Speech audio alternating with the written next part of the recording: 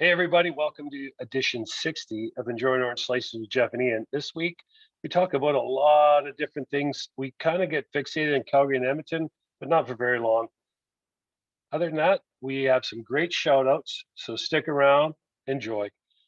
Hello, Jeff. It's early in the morning on Tuesday. This is coming out today. And how exciting hockey is being played all around the world. I don't know.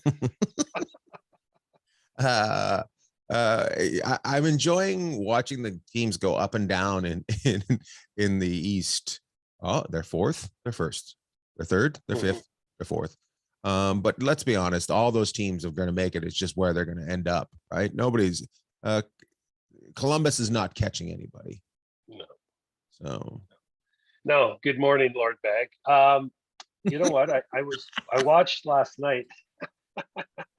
I watched quite a few games last night. And the only team that I think has kind of slid a little bit, they're still going to make it easily, is Washington.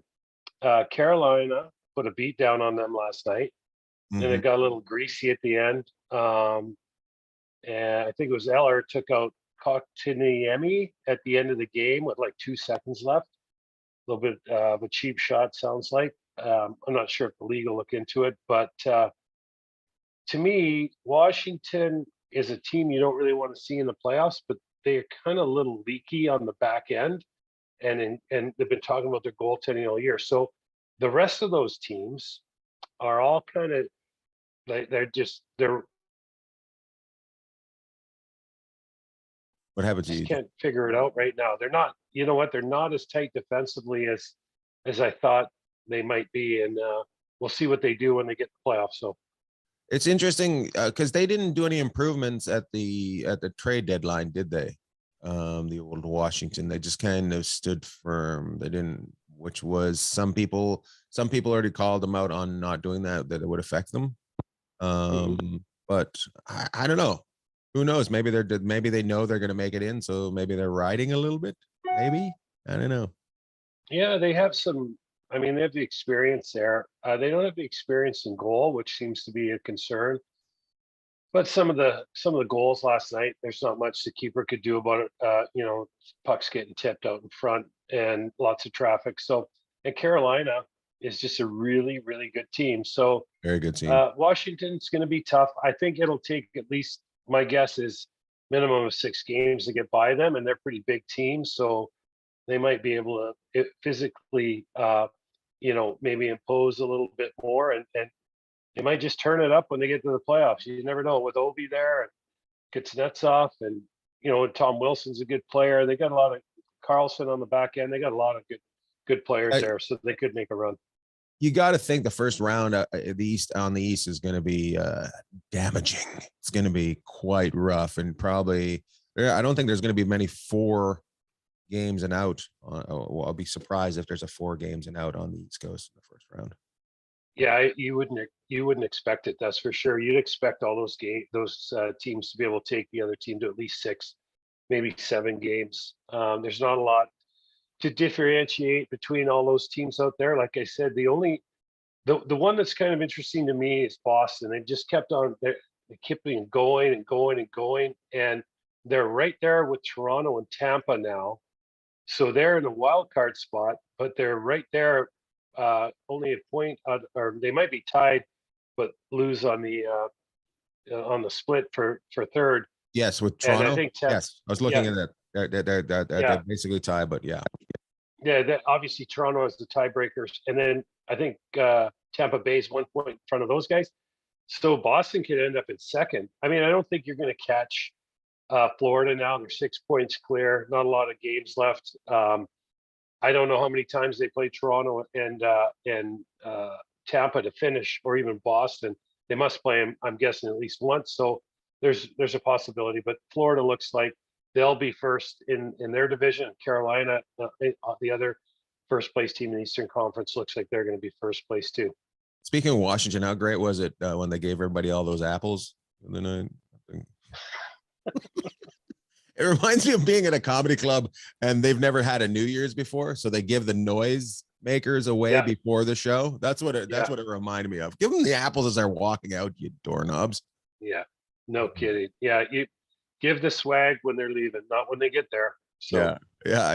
It was pretty funny his face on the bench. Like, oh shit, maybe I shouldn't have scored.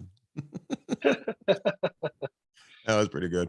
I didn't watch any Vegas games this week, but pretty exciting that you get traded to to the Ducks. You say no, and then you get traded back, and you come back and you score. You just are on fire. Yeah, yeah, for we've him, been right? having some fun with that one out here. We've been saying that kid that they picked up from Anaheim's pretty good in Dadnoff. But yeah, he's been a big part of it. And Vegas kind of the heart attack kids, I guess this last week they found a way to they played really a solid game against Nashville, got out in front of Nashville, and then they were basically asleep in the matinee game. I think Chicago got up Matinee three games are nothing on them. tough, man. They're tough for everybody. Especially I don't. Yeah, there's not too many matinee games that it's like right from the get-go. It's crazy. Usually those take some time to go get going. But I used to love playing the matinee games. I think the players probably love them too. Just trying to get the body clock going a little earlier in the day. But the great thing about a matinee game is, you come out, you play at 1 or whatever time, you're done by 4. This time of year, you come outside, you still got a few hours of daylight. Go out, unless you're leaving right after the game to go somewhere else. You got kind of the evening to go and enjoy I was yourself. going to say it was different. It was different when you played because you weren't going anywhere else. So you got to spend the rest of the day in that town that you're in. But these guys are probably getting on a plane and going someplace else. Yeah, they're going somewhere. And I thought you were going to car me, say, because I was getting on a bus or a train or a horse and buggy. Well, probably all of the above, but because your wife was picking you up and driving you to the next game. Yeah, that's right. Yeah. Had to get in your car, go down to the sporting goods store and get a couple new sticks and some tape. But I think, you know what, I like the afternoon games for a number of reasons. First of all, it gives the kids and the families a chance to get there. I think it helps. Okay, yeah, I think all right. I think it helps with wear and tear. And you say, well, if they play Thursday and then they play Saturday afternoon, right? They played Thursday night, they don't have that much time. But I think players kind of feel like they're regenerated after an afternoon game where they got the rest of the day to kind of just get back and live their life like they normally would. I get I it. don't know. I like them. I get what you're saying, and I think they're great for the kids, but I'm just saying they're tough to watch. They're just none of them have been like they're just tough. You're like they're either boring for a couple periods and then or they're just in the ditch the whole time. Speaking in the ditch, right? A lot of weird numbers being posted at the end of the game. 11-3, 11 to like those numbers are weird. Are guys, what is it like going into the dressing room after you lose by double the amount that you put on the board, triple the amount? Is that embarrassment, or is that just, no, we'll just move on to the next game? It's I don't know. I mean, like if you want to take some of the examples from last week, was Pittsburgh put 11 on Detroit, Calgary put 9 on Edmonton. I think, you get to a point where, like in the Edmonton situation, they were playing really well, and then they kind of just got out of sorts, and Calgary just got all over them. And Pittsburgh's another team that can score in bunches on you in a hurry. So looking at it, I mean, there's embarrassment there. I mean, the other night, if you think about it, Draisaitl in the Calgary Edmonton game or Edmonton Calgary game had 3 goals and 1 assist, but he was -4. So that meant he was on the ice for 4 even strength goals against. And so he had 4 points, but he was -4. I mean, that's an insane stat. And he talked after the game. It's like, I don't care about the hat trick. I don't care about anything. We got to figure this out. You're not going to win, giving up those amount of goals. You just know you won't. Even if you give up 4, the chances of winning are really remote. 3, is kind of, they kind of say the NHL is a 3-2 league. So I would say in the Edmonton case, it looks like they shook it off pretty quick, which I would give them credit for, because you don't want to dwell on getting beat up by your provincial rival. But in Detroit, that's the second time this year they've had 11 put on them. Different team in a different situation, but that would be cause for concern, and a lot of breakdown on film. Hey, what are we doing? What were you doing here? What were you doing there? And trying to tweak your system, because obviously Detroit's got a young team, and they're going to make mistakes, but you can take that film and turn it into I guarantee knowledge. Mr. Yeah, Iserman came down, had some words afterwards. I didn't see he was. yeah, he wouldn't have been. No, Stevie would have been about 10 feet off the ground after the Pittsburgh game, for sure. I mean, and just think, in that game they lost to Toronto. Detroit lost to Toronto. What, they put up 8 goals? Like, they still got 8. Like the other night, Edmonton still got 5 in Calgary against one of the stingiest teams in the league. So you can look and go, well, that's good. But the other part of it was so bad. Right. Is that the game? Do you know, is that the game where what's his face? By what's his face, I mean the kid that came from San Jose, and I don't know why I'm blanking on his name. I can see his face. He had 4 penalties in 8 minutes and 46 seconds worth of ice time. The kid that came from San Jose. Which team? He's on Edmonton. Okay, for defenseman. What's that? For Kane. Kane. Oh, Kane. Okay, there we got to. I love this game. I love this game that we play. Like, what does he play for? Where did he come from? Yeah, kind of felt like it was the Jeopardy question there for a second. It was Jeopardy. We were definitely in Jeopardy. Will Smith was going to walk in and slap us both. Yeah, sorry, go ahead. Yeah, no, we'll talk about Will Smith in a second, but we'll talk about Kane right now. I don't know what game it was, but he had 4 penalties in 8 minutes and 46 or 47 minutes worth of ice time, which means he played 47 He had 4 seconds. penalties. So he played 46 seconds.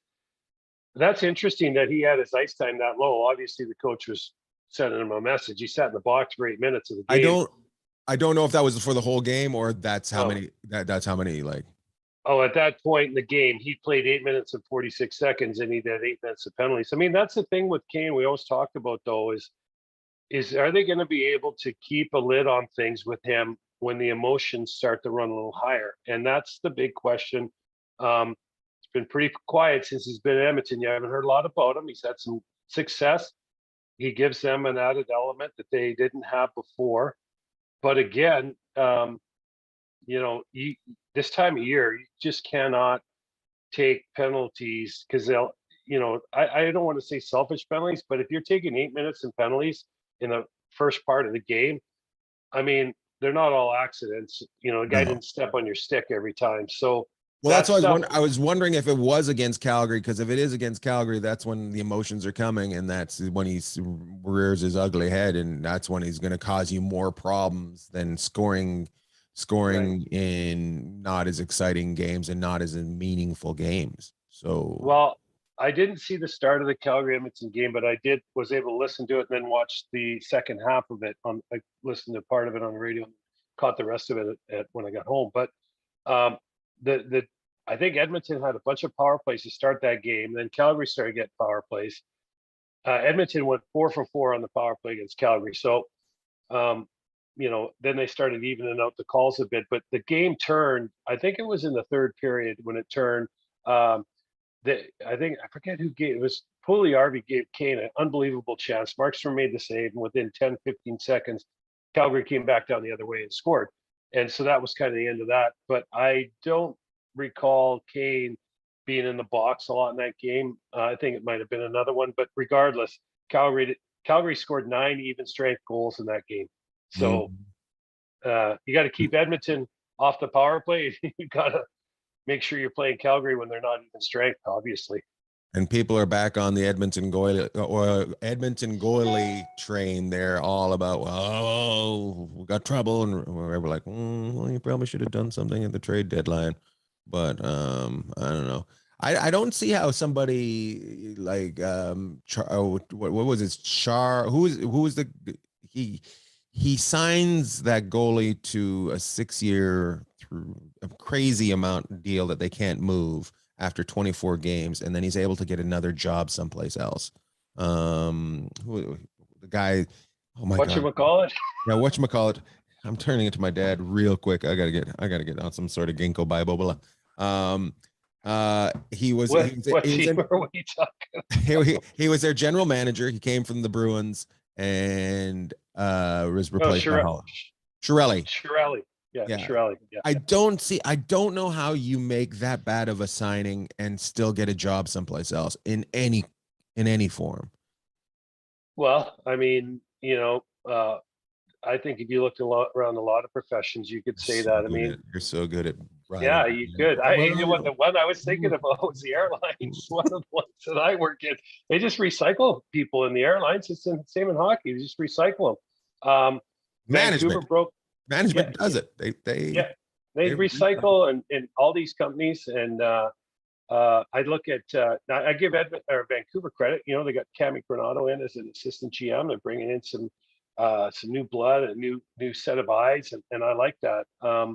But yeah, Shirelli, his last move on the way out the door in Edmonton was signing Koskinen, I think for what, 3 or 4 years, It was no, he left for 3.75 or something, Yeah. and you know that one's been a tough one. Now, hang on one second, because we'll give the goalies in Edmonton just a little bit of a break. I think before they played Calgary the other night, they were 6-3-1. So, Yeah. and their last 10. So the team's obviously getting some form of goaltending, but Absolutely. the problem in Edmonton is that they give up chances. I mean, the other night, and we'll move on from these guys in a second, but the other night, a bad chance for Calgary was at the hash marks. I mean, it was everything from the hash marks down on top of the goalies. And I was like, man, I mean, it was like, I love the score. So like that's Sunday Night Rec League, isn't it? 9-5. Right. Pretty good. It's pretty funny, right? Like, oh, it was close for a while. Then they got a couple late ones. It was 9-5. So Bill had to go to work in the second period, and that's when everything went downhill. Yeah, exactly. He had to go pull the graveyard shift, so we lost our best player. I lost our goalie.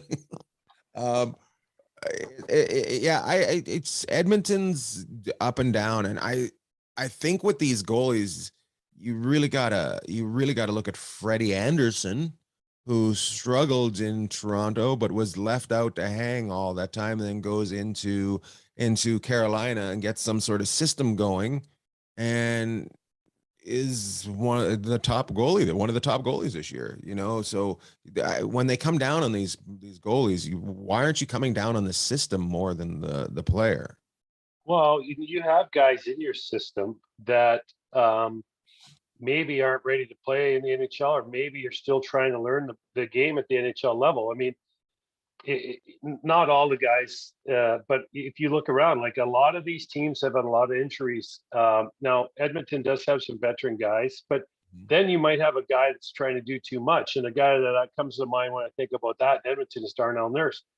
He's the chief cook and bottle washer on that blue line, right? But he can only do so much, right? And so now the guy you're relying on to play 25 to 30 minutes a night, his game's not at the level that it needs to be at, and it's just kind of a vicious circle. It starts to go downhill because now, your younger guys are going to make some mistakes. You need your older guys to kind of hold the glue together. Like, I'll give you an example. The other night, Ceci, I hate to pick on guys, but Cody Ceci, who's been pretty serviceable in Edmonton this year, was -5. I mean, Draisaitl, Nurse, and McDavid are all -4. Mm-hmm. So you can blame part of that on your defense and part of it on your goaltending, but you need your forwards to come back and make sure they're helping. And if they don't understand the scheme and the system you're playing, then you got a problem. But it didn't take long for Darryl to institute his scheme and his system in Calgary, right? Same thing with Barry Trotz in New York. Edmonton's got a problem. They don't do their chores before they go play in the field. Yeah. Yep. So that's their problem. And I think Koskinen, as soon as he gets his to where his consistency is going, Like when we seen him that night in Vegas, that guy's got talent. I just don't know how you get him to the consistency without the other people pulling their weight. Well, and to go back, that was November 27th, I believe. Oh, Lord Bag graced T-Mobile Arena in Las Vegas, but gave some waves. the Las Vegas Knights, as you like to call them, or whatever it is, but he looked like a bona fide #1 goaltender that night. Edmonton's right there for second place in the Pacific, and so let's not get crazy on it. One of the problems that Edmonton has is salary cap, so you can only, like, get so much in there. Like Fleury wasn't going to end up in Edmonton. Right. Fleury's got 1 year probably in Minnesota, because Minnesota's going to go into what they call cap hell next year, where they're going to be taking a $10 to $12 million hit for the next 3 years a year on the Suter and Price buyouts. So Fleury, you weren't getting Fleury, and then you're trying to look around and say, what else can we do? And Kenny Holland played goal. He knows the position really well. Very rarely has a goaltender been dealt at the deadline and made a huge difference. And so I'll just suck it up. leave it at that. Just suck it Yeah, up. I think in fans. Edmonton, you are what you are in Edmonton. You're going to have to outscore some teams some nights, and some nights it's just going to get real ugly the other way. But they do. And you can't have everything. Power. You can't. They're so used to they're still in the 80s when they had the top goalies, the top forwards, the top defense. You got the top forwards. Like just make the other parts work. Make it work. That's part of it, is figuring out and making it work. I think in Edmonton is you just got to get in, and it looks like they're going to get in. That's job #1, and then after that, you see if you can scrape out the first round, because they're going to give up goals against, and maybe they can start to find that rhythm, and they need their superstars to be a little bit like McDavid and Draisaitl. These guys are the best in the world. They get a little bit more out of them defensively, and that'll, rising tide lifts all boats. The rest of the team will buy in. And I'm not saying those two haven't been better defensively this year, but if they can get them to play that 200-foot game in the playoffs, it's going to take more out of them.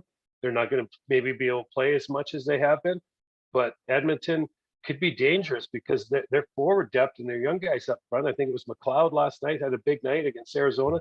They're starting to spread the wealth around out there. They got to help their goalie and their D a bit more. So their 12 forwards that are playing each night are going to have to buy in a little bit more defensively, and then they could be dangerous because they can score just like that. So Edmonton Calgary's got to happen. Oh, it's just got to happen. Well, I was thinking about that this morning. Then we're going to get on some of these other teams, but Calgary's going to win first in the Pacific. Colorado is going to be first in the Western Conference. So let's just say Calgary and Colorado get on. And I'm not saying with Minnesota that either of those teams, Minnesota is going to be in there too, but let's just say they get on. If Edmonton finishes second in the Pacific, Calgary might not see them. I guess it depends on points, but Calgary might not see them till the Western Conference Finals if they both were able to get there. It would be crazy if both those teams in Canada were able to get there. Mm-hmm. There's a chance that there could be a couple teams in there. Los Angeles Kings, bless you, and blue. There we go.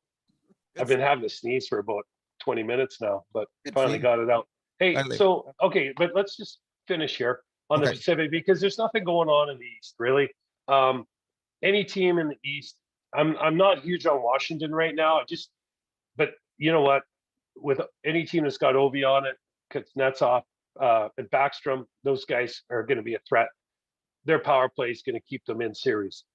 Out west, if you look at it, you have LA, who Seattle drubbed last night 6-1. Vegas goes in for 2 games. I think that was McClellan's 1,000th game or something like two. Yeah.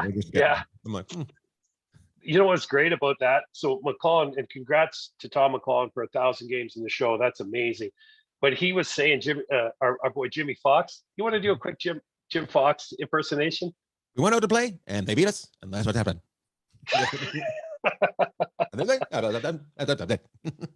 He's awesome.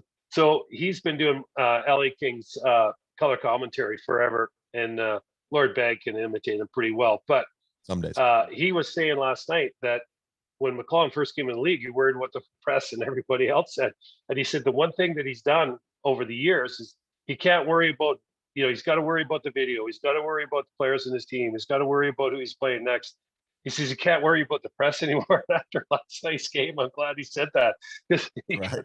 they got LA. I watched that game. LA looked so lethargic.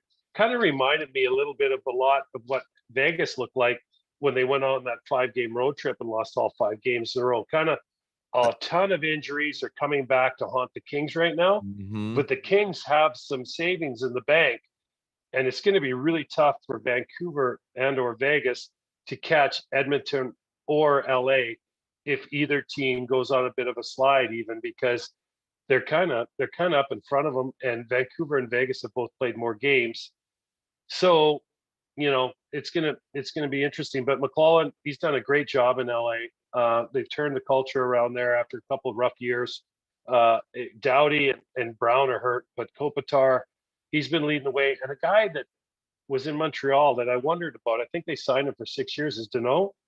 He's had a heck of a year in LA. So if LA gets you and they get a little bit healthy in the first round with a couple of their veterans, they could give you a hard time. But I don't know what's going to happen in LA right now because they get so many injuries.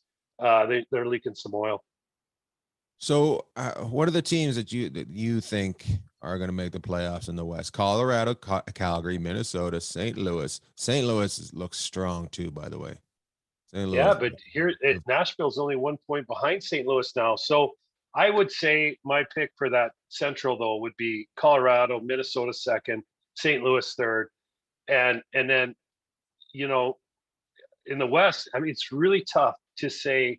Well, you obviously got Calgary's going to win the Pacific, but it's really tough to say where LA is and even where Edmonton is, the way they're going, that Vancouver or Vegas could catch them. Now, we can talk about this next week because Vancouver and Vegas are going to play each other 3 times in the next 10 days. So, Vegas plays Seattle twice, Vancouver twice, and they come home to play, I think, somebody in their next 5 games. Maybe it's Vancouver, but so there's going to be a lot to be said about where Vancouver and Vegas end up in all of this because they're going to play each other 3 times before I think the 10th or 11th of April. So I just see it being so hard. The math doesn't really work out really well for Vegas or Vancouver because they played the most games, and so even for the second wild card or a wild card spot, you need someone to go on a skid. And the way the NHL is going now, we thought. We called we called Chicago out of it, but we were calling Vancouver out of it, or right on the verge of being out of it. And Vancouver's surged to get back into the conversation. Of course they have to. That way they don't have as many picks in the ball. So we'll see how this all works out. But the West, those teams that are fighting for your wild card, your Vegas, your Dallas, your Vancouver, Nashville. Dallas. They've all had moments where they've been great, and they've all had moments where you've been blah. It's been really average. Vancouver's been really good. Winnipeg's doing that right now, right? And Winnipeg's the other one. Sorry, Flats, forgot about you there for a second. But Winnipeg's the other one where you're just kind of like, what's going on here? And so those teams, though, if any of them make it, they've kind of been playing playoff hockey for the last 15, 20 games of the season. It hasn't been real pretty, but it's kind of jeopardy every night for them, whereas those top teams don't have that. And then the top teams, I mean, Calgary and Colorado.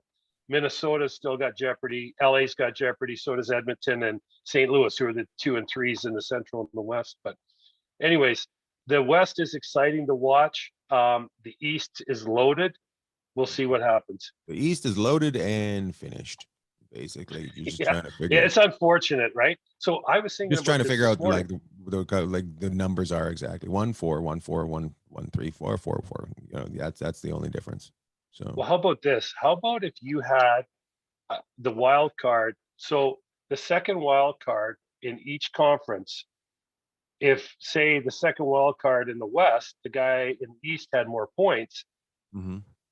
he could get it. But the problem there is then you'd most likely have a travel issue, right? Right. So even though he'd be second, it would kind of be a detriment to the team that they'd end up playing, which would be Colorado in the first round, even though Colorado's in the middle of the US. Say, I don't see them going that direction, but it would spice up what's going on in the East.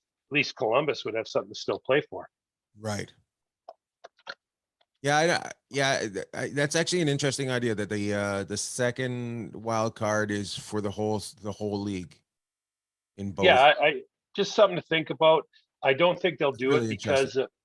because I don't think they'll do it because of travel. But how about I think this? you got to do it. I think you got to ignore the travel and give them a shot just to get in.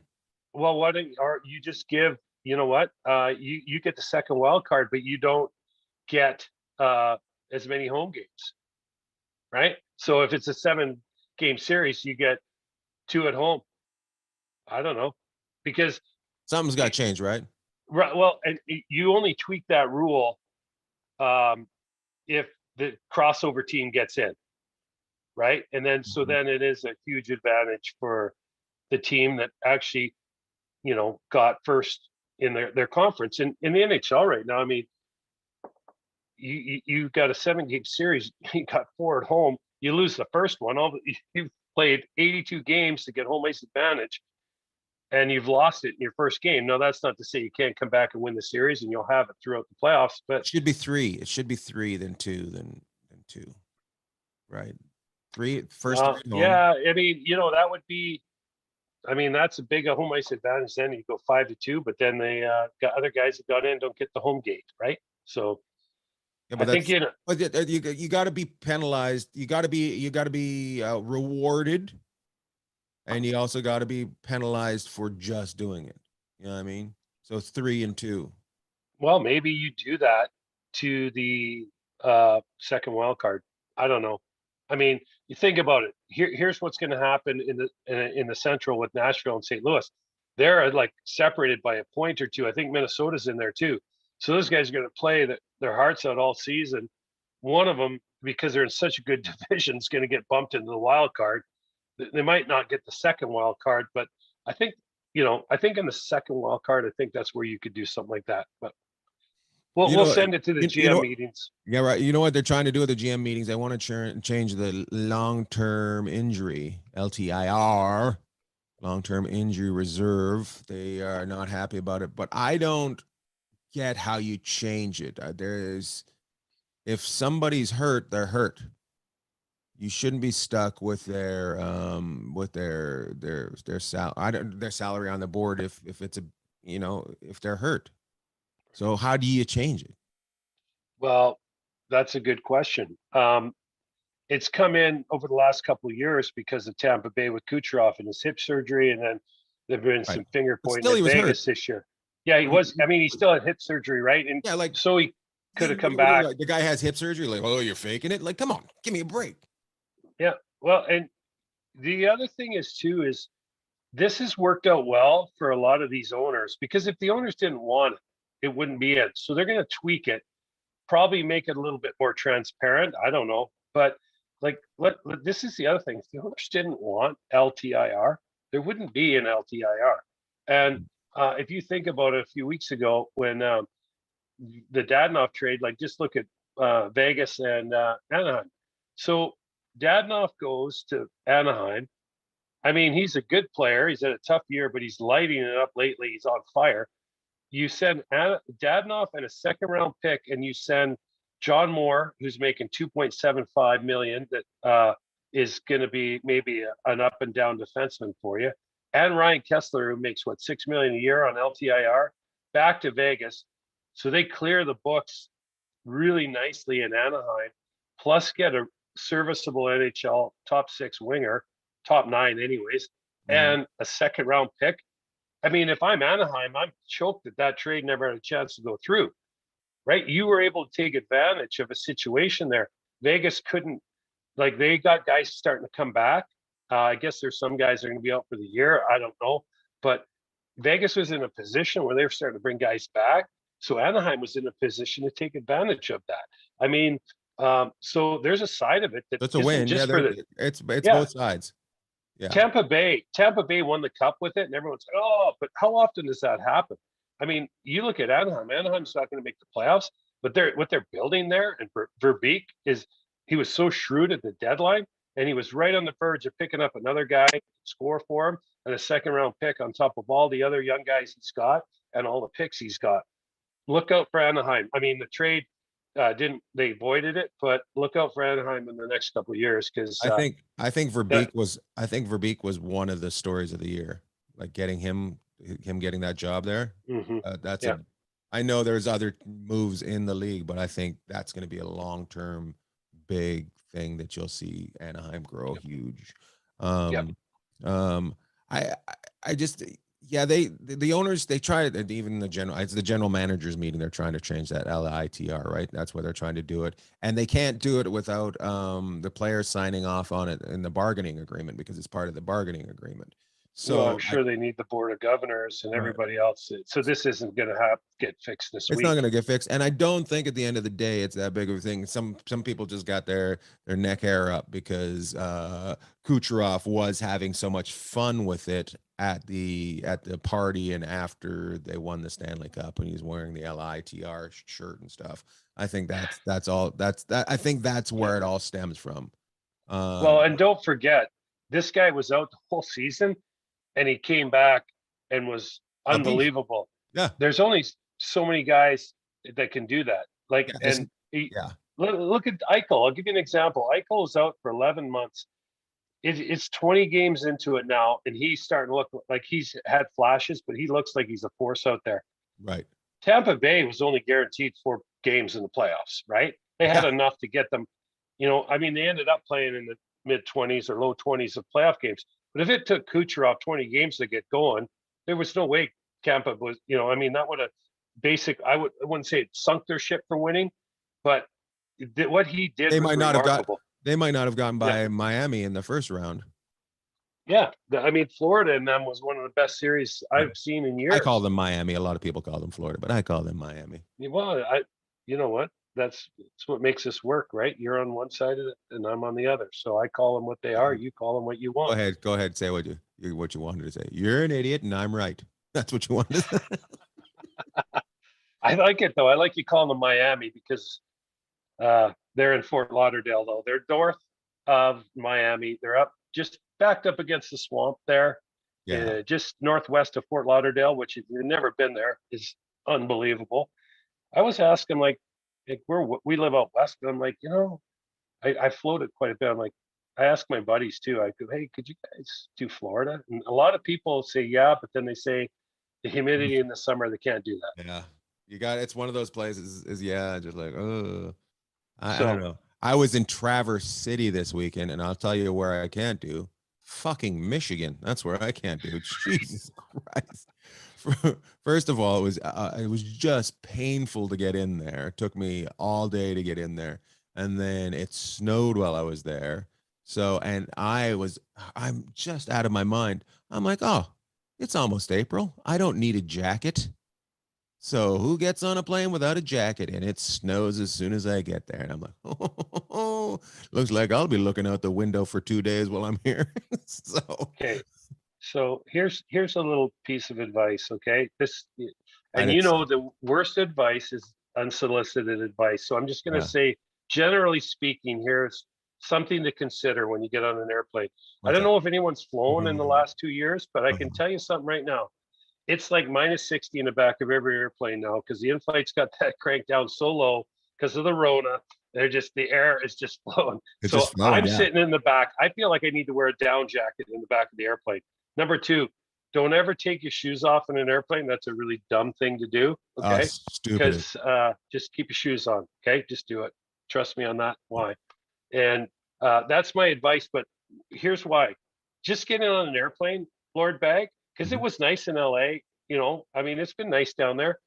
But just getting on an airplane, and you're like, hey, it might be 85 degrees out or 25 Celsius or whatever for our Aussie friends and our Canadian friends.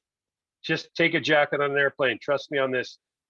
And then when you get to Traverse City next year, you'll have your jacket. I'm not going back. I'm telling you right now, I'm not going back. I was a one That's a and done. great place in the summer, though. I'm sure it was, but guess who didn't go during the summer? That's another tip of that's some more advice from the unsolicitor general. Yeah.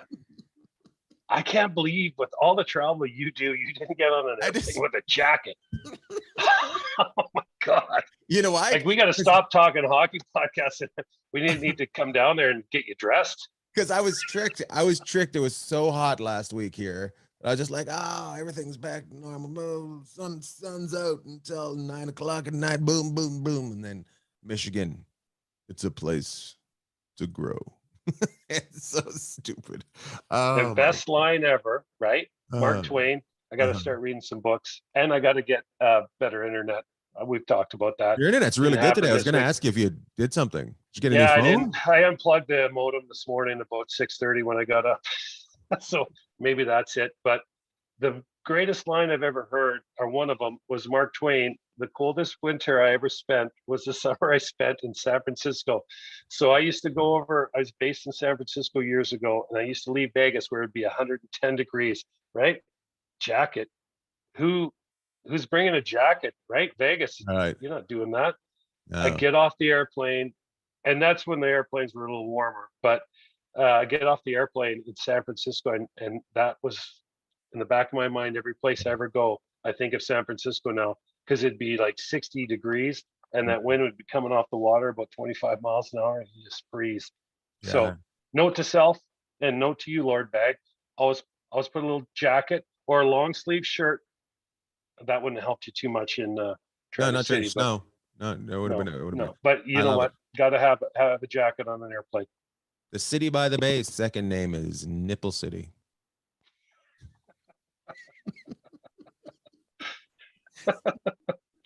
I love Hey, it. how long are we going here today? Like, I felt like our goal was we're done. 25 to 30 minutes. We're done. Like, sorry, we just ruining our promise to everybody that, you know, we always said if we weren't going to be good, we weren't going to be very long. But now we just go on forever. So. I guess we should talk about the owner of the Ottawa Senators passed away. Mm-hmm. I didn't know he was sick. Did you know he was sick? No, I did not either, and I didn't realize he was only 62 years old. So yeah, I thought he was Eugene Melnyk. Yeah, you know what? I mean, you consider these guys, these owners, that you think most of them will be a little bit older, but you know, it was a love-hate relationship in Ottawa. But you know, this guy put the team there, he kept the team there. He tried to do buildings, right? He's tried a couple times, and now, you know, I know a lot of people have their thoughts on him, but billionaires are billionaires for a reason. And, you know, he got that team there. You know, they've had some success. They haven't had success recently. They were in the conference finals in 2017. But now my question is what happens to the Ottawa Senators? Because even though people weren't thrilled over the last few years with what was going on, the team wasn't really in any kind of position to be moved. Now, you know, it is, and we'll see. I mean, the guy, he made his money in Canada in the pharmaceutical business. There was a lot of charitable endeavors that he was a part of in the Ottawa community, and so, you know, we tip our hat to that and raise a toast to you know, what he did. I know on the hockey side, maybe people aren't as thrilled, but the guy spent his money to kind of put that team there, and I read some really nice things about him and things I didn't know, and one of them was how big the charity side of his work was. So he'll be missed there because it's going to put some turmoil in that organization, which they've had some of in the last few years, but now it's going to get ramped up. It's definitely the boat is definitely rocking, and yeah, it's very confusing. But cheers to him. Cheers to him. And it takes it, you know, when you have these single owners, it's not owned by a conglomerate. It's a different feel. So well, and let's be real about it, or real honest, I guess.